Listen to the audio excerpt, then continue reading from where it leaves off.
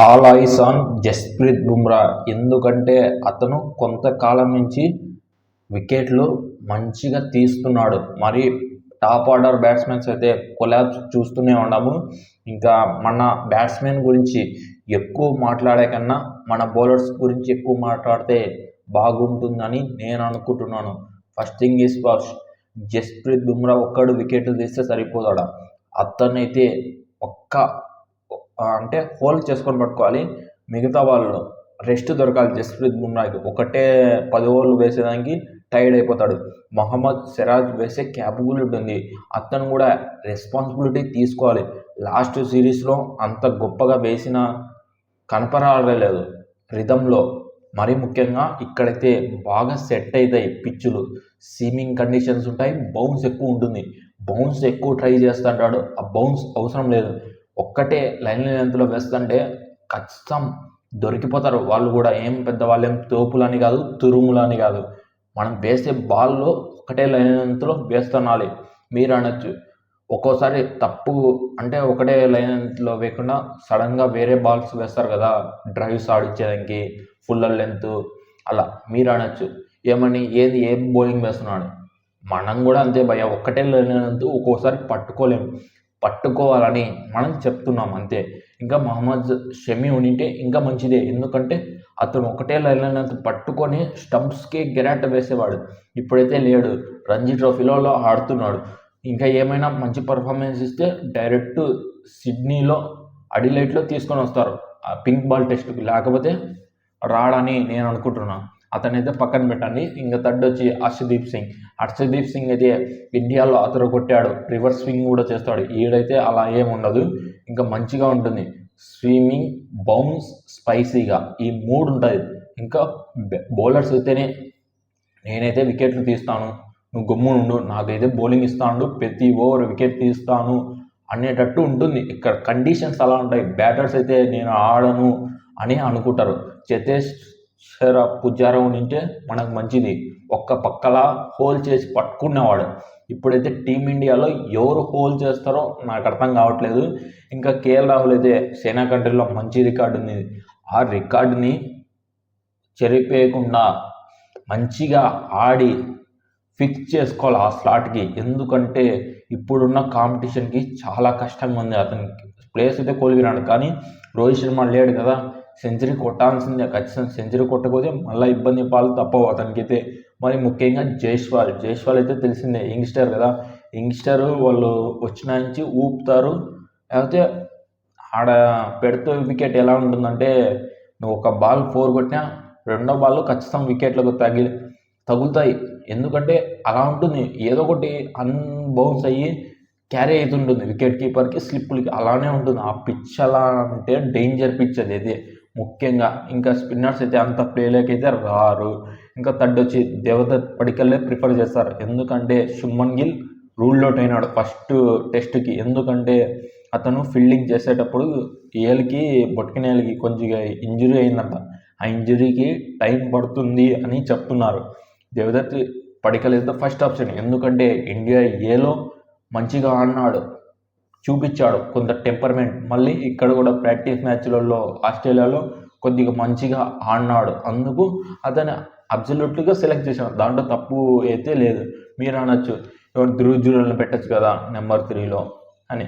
అది team combination, మనం అనుకున్నట్టు అవన్నీ జరగవు. ఇంకా ఫోర్త్ వచ్చి విరాట్ కోహ్లీ అయితే కొంతకాలం నుంచి ఫేసర్కి అవుట్ అవుతున్నాడు, స్పిన్నర్లకు అవుట్ అవుతున్నాడు.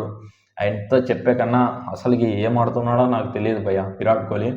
ఇప్పుడైతే కొద్దిగా కాన్సన్ట్రేషన్ పెట్టాలి విరాట్ కోహ్లీ. ఎందుకంటే పెర్త్లో అతనికి మంచి రికార్డు ఉంది, సెంచరీ కూడా చేశాడు. ఆ సెంచరీ చేశాడు కదా, అతనికి కాన్ఫిడెన్స్ ఉంటుంది. ఇప్పుడు కూడా ఈ మ్యాచ్లో ఇతని మీద కూడా ఎక్కువ ఫోకస్ ఉంటుంది. ఇక్కడి నుంచి కంబ్యాక్ చేస్తే ఇతను కూడా మంచిది, ఇంకా కెరియర్ కొనసాగించవచ్చు కొద్దిగా. ఇదే లాస్ట్ సిరీస్ అని అనుకుంటున్నా ఆస్ట్రేలియాలో. ఇంకా మళ్ళా ఆడుతాడో లేడో ఇంకా తెలియదు. అతని ఏజ్ కూడా 37. ఇంకా 5వ ప్లేయర్ వచ్చి రిషబ్ పంత్ అయితే డైనమో భయ. అతని గురించి ఎంత చెప్పినా తక్కువనే. ఎందుకంటే at a time game changer, గేమ్ని అవే లాక్కొస్తాడు మన ఇండియా వైపు. అలాంటి ప్లేయర్ ఉండడం మనకు అదృష్టం.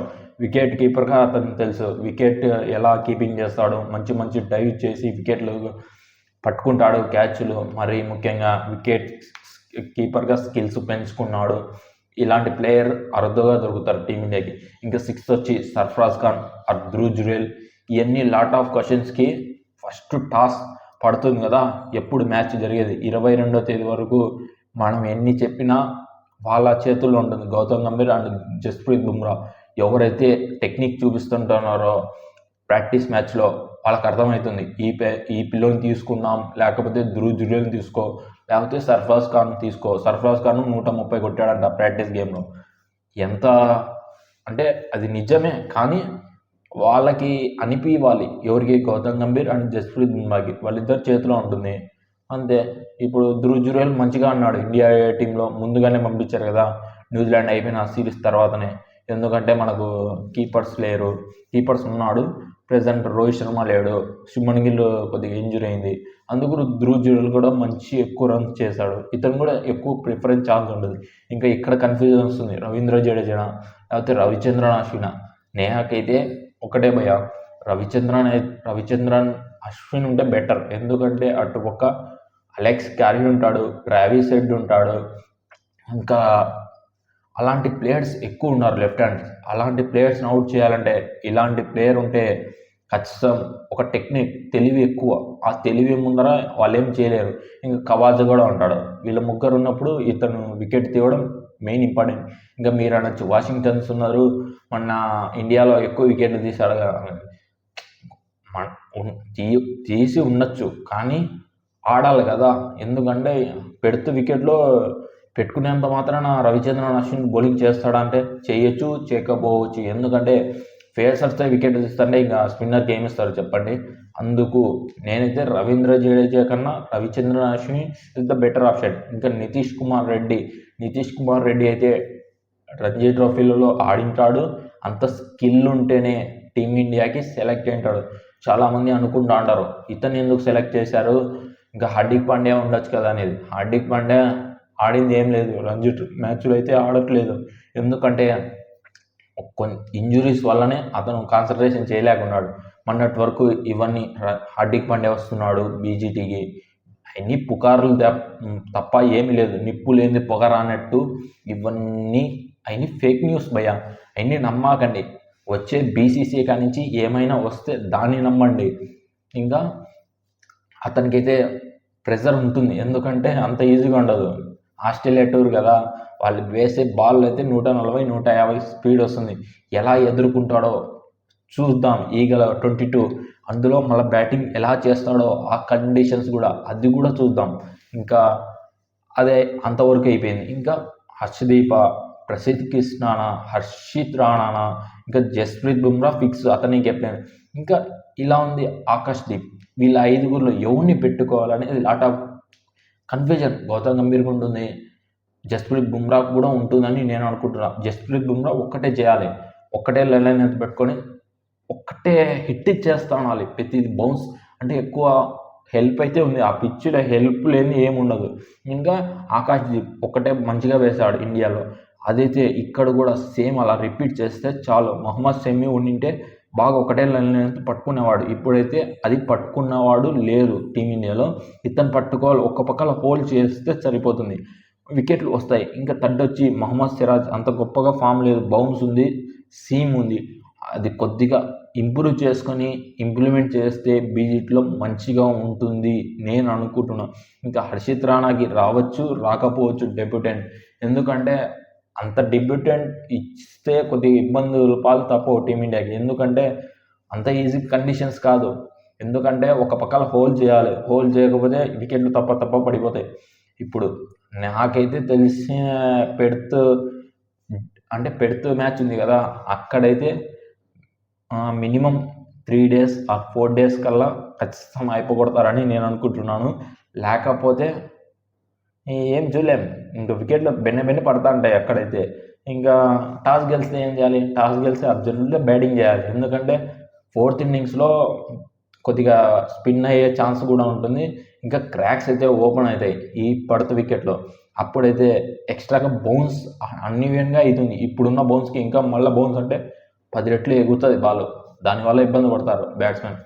అందుకు మన ఫోకస్ అంతా బౌలర్స్. ఆ బౌలర్స్ హోల్డ్ చేసి మంచి వికెట్లు తీస్తే పండగ చేయొచ్చు. ఒక్క రవ్వ జస్ప్రీత్ బుమ్రాకి సపోర్ట్ ఇస్తే మనం కూడా ఒక ఫస్ట్ మ్యాచ్కి పోటీ ఇవ్వచ్చని నేను అనుకుంటున్నాను.